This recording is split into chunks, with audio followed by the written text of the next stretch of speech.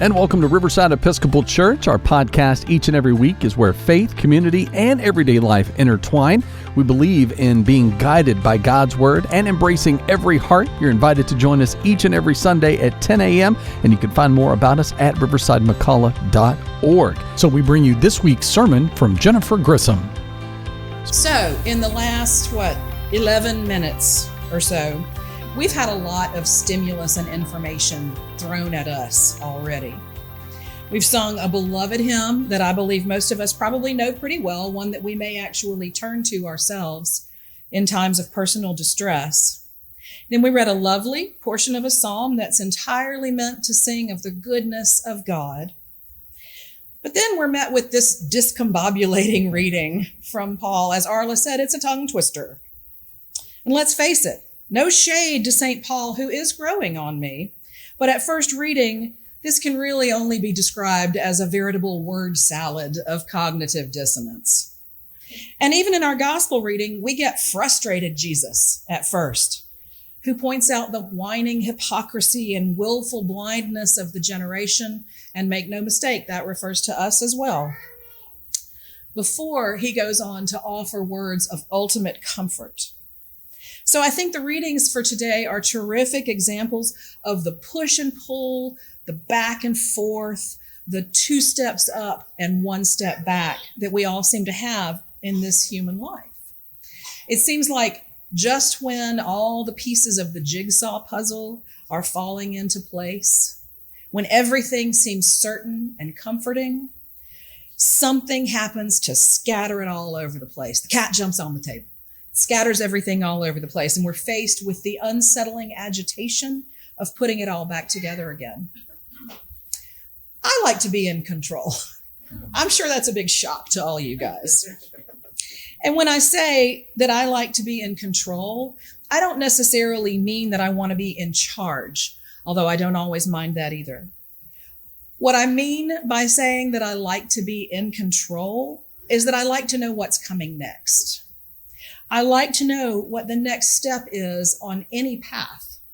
And it's a significant challenge for me, an ongoing work of faith, to be able to step forward on any journey without knowing what the next stop is. I feel most at ease if I have a clear picture of what each and every move is going to be. And what that ultimately means is that I want to have control over what happens in the future.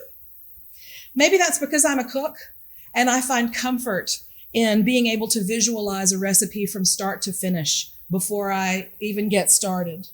Or let's be fair, maybe I became a cook because of that, because it allows me to rest in that kind of certainty. There's a scene from the movie Julie and Julia. Have y'all seen that movie? So if you haven't, it's about a young woman named Julie who spends a year cooking through Julia Child's masterpiece, Mastering the Art of French Cooking, and she blogs about it the whole time. And at an early point in the movie, Julie comes home from her horrific job as a call center agent for people who have been affected by the September 11th attacks. It's a terrible job. All she gets all day is crying and anger, and there's nothing really that she can do about it. And she comes home and she makes a chocolate pie. And she says, I love that after a day when nothing is sure, you can come home and you can be absolutely sure that if you mix egg yolks with chocolate and sugar and milk, it will get thick. So that's pretty simple, right? And I mean, aside from just making me want to go home and make a chocolate pie, it's a good illustration of how much comfort there is to be found in certainty. But Paul makes it abundantly clear in our reading. Well, maybe abundantly clear is a stretch, but Paul tries to make it abundantly clear in a reading from Romans today that certainty and control just are not part of our day-to-day gig as human sinners, are they? And it's not just us. Keep in mind, Paul is not wagging a finger at us and telling us to be more like him here. No, he's talking very much about his own self. St. Paul, the most prolific writer of the Bible, the one who was responsible for church plants all over the Mediterranean, the one who made it his mission in life to persecute Christians until he got a personal meet and greet from the risen Lord on the road to Damascus. A man who you might think had such an intimate relationship with the resurrected Christ, that he would know, absolutely 100% know and follow what was good and true and right, and that peace was to be found there, this man faltered. He sinned. He did what he knew he shouldn't do, and it tore him up. He says he doesn't understand his own actions. And can't we all relate to that? What a mess of uncertainty our lives are when we can't even rely on our own actions. We know what's good. We know what's right. And yet we regularly find ourselves powerless to do what's good and what's right. He goes on to say that he finds it to be a law that when he wants to do what is good, evil lies close at hand. And I know that we all know that feeling too. It's like the little angel on one shoulder and the little devil on the other shoulder. Paul even goes so far as to take it out of our hands and to say that it's in some ways beyond our control. He says, I see in my members another law at war with the law of my mind, making me captive to the law of sin that dwells in my members, captive to the law of sin. So mind over matter doesn't work. And this sounds like all hope is lost, doesn't it? If we have no control over sin, what chance do we have? What hope is there to be found? Wretched men that we are, who will rescue us from these bodies of death? And then, thanks be to God, Paul answers his own question. Thanks be to God through Jesus Christ our Lord. Here is where Paul's knowledge of Jesus shines through, where Paul's certainty in the hope of the risen Lord allows him to lay his burdens down and find rest. Carrying burdens is just an everyday part of being human, right? And uncertainty is just one kind of burden. Hate, intolerance, racism, anger, impatience, pride, arrogance, disappointment, unforgiveness, hypocrisy, all of these are burdens. They're hard to carry, and they make our lives unpleasant. They're things that do separate us from God, and they keep us from knowing peace on earth. And yet we cling with all our might to some of these, telling ourselves that we know what's best. But Jesus tells us that there is another way.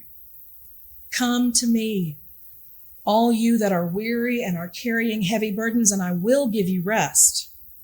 Take my yoke upon you and learn from me, for I am gentle and humble in heart, and you will find rest for your souls. For my yoke is easy and my burden is light. How many of you own cows? All right, then. I didn't think there was going to be very many. And Lath and I certainly don't own cows. So even though I've known this verse for years, I need to confess that it didn't mean as much to me as it could have until just a few years ago, when I began to wonder if God might be calling me to ordained ministry. I met with my longtime rector at St. Mary's, Huey Gardner. And Huey told me to make this verse the centerpiece of my discernment. So I gave it a lot more thought than I ever had before. What does it mean to be yoked? What even is a yoke?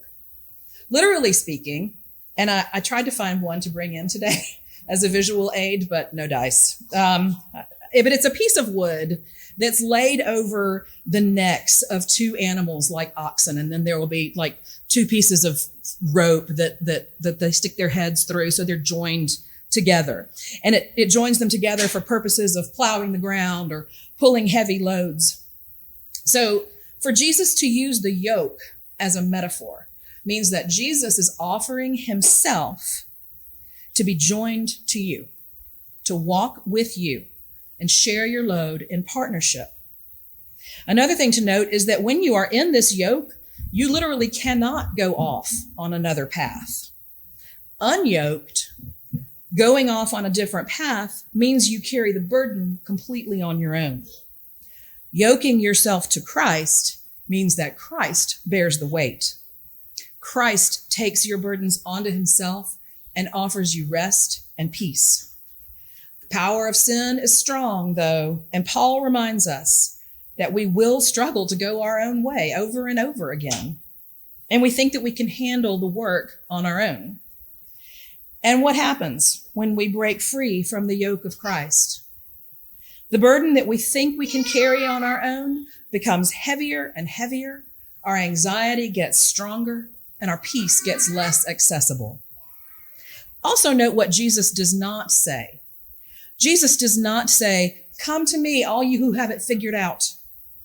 Jesus does not say, "Come to me, all you who have put the work into planning the future." And Jesus does not say, "Come to me, all who have crossed the T's and dotted the I's and carved a clear path." No. The invitation of Jesus is to come to him now with none of that work done, to hand it over to him so that he can bear the weight for us. Now, that doesn't always mean that Jesus is going to fix everything up neatly. Far from it. And God help me, I sure wish it did mean that, because I want solutions to problems and I want them yesterday.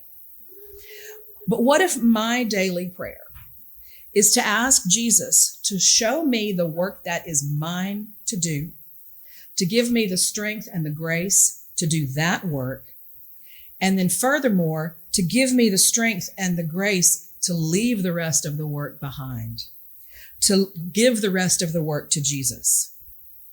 The more I learn, and it's an ongoing process, I assure you, the more I learn to put my trust in Jesus, the more peace I find. What I know is not what the answers will be or what will happen in the future. What I know is that I will be held in the present. So, Riverside, we're in a time of uncertainty, and there's no reason to pretend that that's not true. Paul doesn't pretend that everything is always peachy, and neither does Jesus. We want certainty. We want stability. We want to know what's going to happen a month, 2 months, a year from now. We're in a time of that push and pull, that back and forth, that 2 steps forward and 1 step back that always accompanies our human life. And I don't know about you, but to me, that uncertainty is absolutely burdensome. But if we are intentional about yoking ourselves to Christ, if we make the daily decision to join with Jesus as the one that we follow above all else, our path will be made straight and our burdens will be made light.